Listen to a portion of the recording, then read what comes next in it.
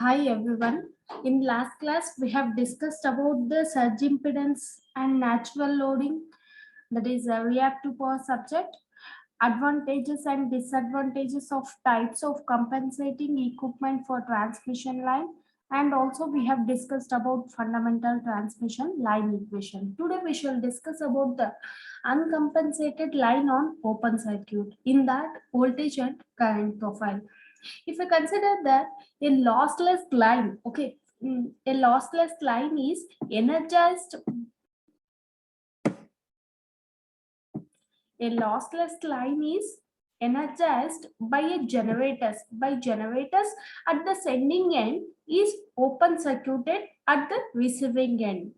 Okay, we are considering that one transmission line, one lossless line, that is energized by generators at the sending end, and it is a open circuited at the receiving end. Okay, it is described by what equations we can write, that is receiving end is open circuited, that's why IR is equal to 0. Okay, so V of x is equal to VR cos beta A minus x plus J Z naught IR sin beta A minus x.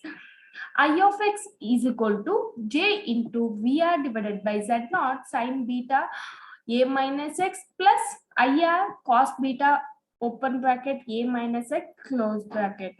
This is the equation which describes that sending end side is energized by generators and receiving end is current is 0. Okay, here we are considering that IR equals to 0 because of open circuited, right?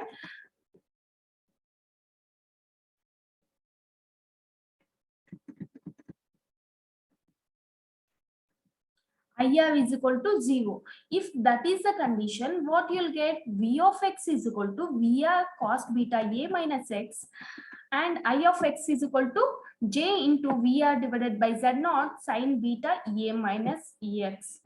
The voltage and current at the sending end are given by these equations, that is Vx is equal to 0. The voltage and current at the sending end are given by what? Es is equal to VR cos theta and Is is equal to J into VR divided by Z naught sin theta. That can be written as again J Es divided by Z naught into tan theta, because here Es is equal to what? Es is equal to VR cos theta. From this we can write Es divided by cos theta. So this VR, if you substitute the V instead of VR, Es divided by cos theta, you will get J into Es divided by Z naught tan theta. Es and V are in phase, which is that is a consistent with the fact that there is no power transfer. This is the phasor diagram of 200 miles line open circuited at the receiving end. You can observe here Es and VR is in phase, right? If you see this circuit wave phasor diagram, Es and VR is in phase. This is example of 200 miles, and here you can observe here this is also open circuited at the receiving end side. Next, the line voltage profile expressed by equation 2 can be written more conveniently in terms of ES. That is V of x, what we have written, that can be written in terms of ES. V of x is equal to ES cos beta A minus x divided by cos theta. Similarly, we can write for the current profile, that is I of x is equal to J into ES divided by Z naught sin beta A minus x divided by cos theta. What you have written for V of x and I of x?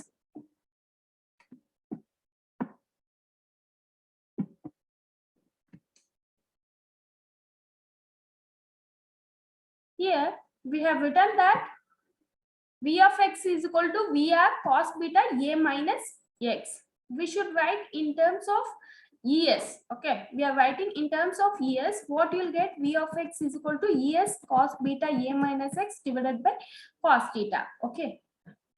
Similarly, we should write the in terms of ES. So you get the equation 4b in terms of ES. These profiles are shown in the figure 2 for a line 200 miles length, for which at 60 hertz theta is equal to 0.405 radians, that is 23.2 degree, with ES is equal to 1 pu, and the receiving end is VR is equal to 1.0888 pu, that is a rise of 8.8%. This rise is called Ferranti effect.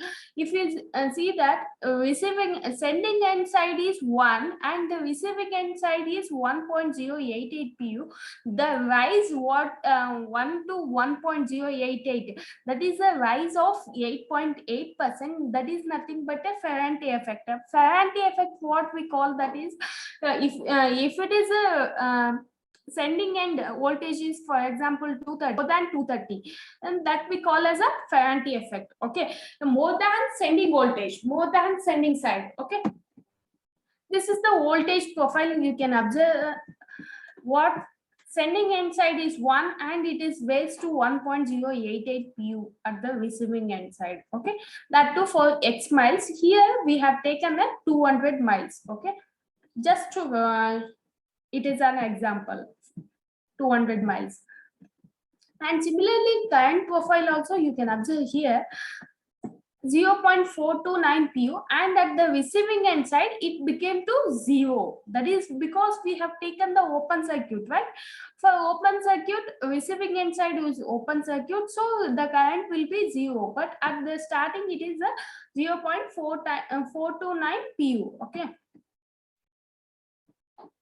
a rise of 8.8% is not enough to cause us severe problems for insulation or for voltage regulating equipment. What they're saying is, receiving end side is raised is 1 to 1.088, that is 8.8%.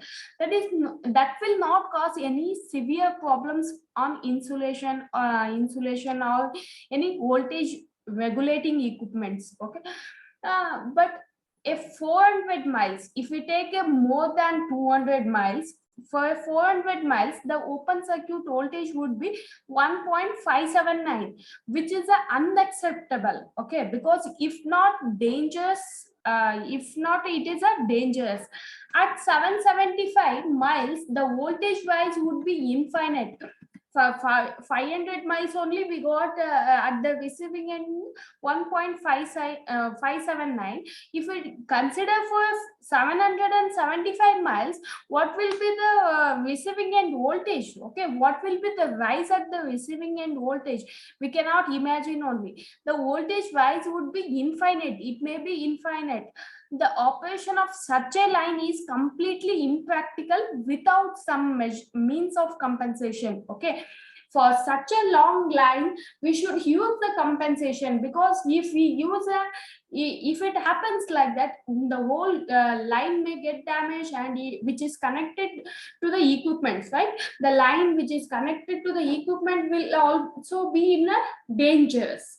So in order to overcome, it is impractical they are saying, but if it happens, even if any cases of if it happens, then we should have some means of compensation for that. Okay,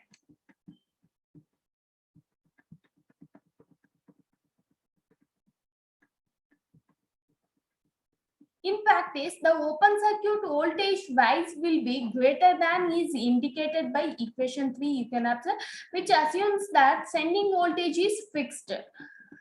If a sudden open circuiting of the line at the receiving end, the sending end voltage tends to rise immediately to the open circuit voltage of the sending end generators, which exceeds the terminal voltage by approximately the voltage drop due to the prior current flowing in the short circuit reactance. What they're saying, if any sudden open circuit of the line at the receiving end, the sending voltage will rise immediately to the open circuit voltage of the sending end generator. Okay, the immediate rise at the receiving end will happen, which will exceed the terminal voltage, and and the voltage drop due to the current flowing in the short circuit reactance. And here, flowing a sudden open circuit of the line at the receiving end, the sending end voltage tends to rise immediately to the open circuit voltage of the sending end generators, which exceeds the terminal voltage by approximately the voltage drop due to the clear current flowing in the short circuit reactances. And here, in spite of practical importance, these complications will not be considered further, except to note that typically it is desirable to limit the open circuit voltage rise to about 25% at sending end and 40% at the receiving end. And under worst conditions, that is with all parallel lines connected, minimum generators connected, and before the excitation on the generators has been reduced to bring the that is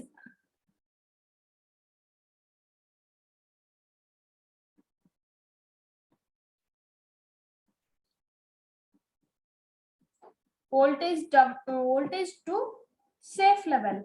Here there should be a limit. Okay, there should be a limit. It is desirable to limit the open circuit voltage rise, 25% at the sending end and 40% at the receiving end, at the two under worst conditions. That is all parallel lines which are connected, minimum generators connected, and before the excitation on the generators, which has to be reduced to bring the voltage down to a safe level. Okay, instead of going to the dangerous level, we should reduce the voltage to the safe level, okay, before exciting. The magnitude of IS in figure 2 is 0.429 pu. That is what we got. The current is sending end side is 0.429 pu. This means that the line charging current flowing in the sending end generators is 42.9% of the current corresponding to the natural load. This is regarding voltage and current profile of the uncompensated line. Okay, that too on open uncompensated line and open circuit. It is which is a open circuit at the receiving end side.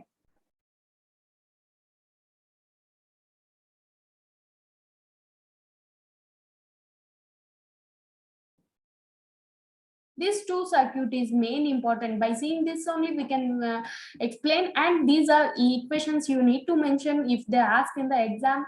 Okay, voltage and current profile, and also the this phasor diagram also. Okay, voltage and current profile, which is which we have explained on uncompensated line on open circuit. Okay, in next class we shall discuss with the other topics.